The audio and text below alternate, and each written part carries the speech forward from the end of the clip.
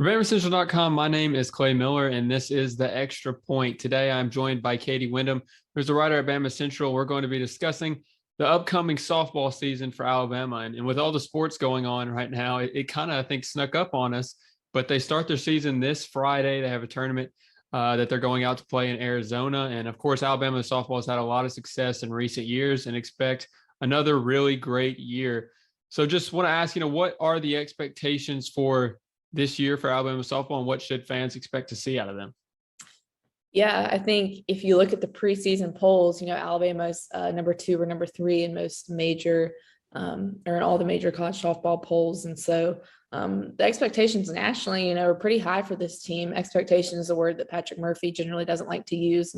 We'll get to talk to him tomorrow before they head out to Arizona. But you're returning the best pitcher in the country in Montana Fouts. You also have a deep staff behind her with Lexi Kilfoyle, who probably would be the number 1 or ace on most other staffs around the country and in the SEC, but you've got that as the 1-2 option. And you also have 2 other pitchers behind them, and Alex Salter and Taylor Torrance. They did lose all their outfield from last season. So that's going to kind of be an interesting area for me to watch as the season gets going, kind of who Murph's playing out in the outfield. He did say last night on his radio show that Jenna Johnson's going to be the leadoff hitter, which, that's another big piece missing from last season's team with losing Alexis Mack and Alyssa Brown. And so, you get Bailey Dowling back from injury in the infield. She provides a lot of power in the lineup. And so overall, I think the expectations are pretty high for this team. They, made it all the way to the semifinals of the World Series last year and were the SEC tournament champions. Yeah. And you're right, coming off a very successful year where they made it to the semifinals, not much to improve on except maybe win it all. So, you mentioned a lot of players there, but specifically, what are some of the things you think are going to really pop on when we see them play this year, whether it be the pitching or whether it be specific hitters?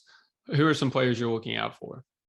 Yeah, I think something interesting for me to look out for this year is a lot of the new faces we're going to see. I think there's 6 freshmen, 2 transfers. And so these are girls that, well, obviously the transfers, especially Allie Shipman from Tennessee, another SEC program, someone Alabama fans are pretty familiar with. Her older sister, Madison Shipman, also played Tennessee, was a big time player. And so she's one of the new faces that most people have seen before. Another transfer, Ashley Prangy from Ohio State, maybe not as familiar with as Big Ten softball, maybe doesn't get as much coverage. And then a lot of the freshmen. So I think we're going to see a lot of new faces for Alabama softball this year that are going to be big contributors that maybe we don't know a lot about. Murph's been pretty high on a lot of this freshman class. I think we'll see Dallas Goodnight in the outfield a lot. He's talked about Aubrey Barnhart, Megan Bloodworth. So, we kind of know what we're going to get from people like Montana Fouts or Kaylee Towell, 5th year that's coming back.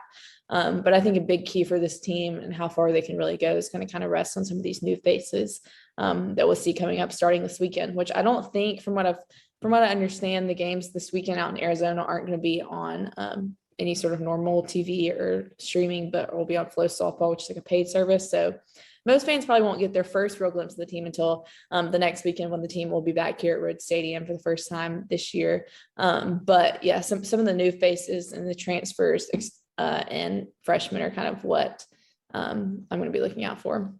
That's really interesting about this team because, like you mentioned, Fouts and Tao especially, they were just named preseason All-Americans. We know them, but obviously at Alabama, the talent is up and down the roster. And so it'll be exciting to see a lot of the good players that maybe, the fans and haven't known about yet.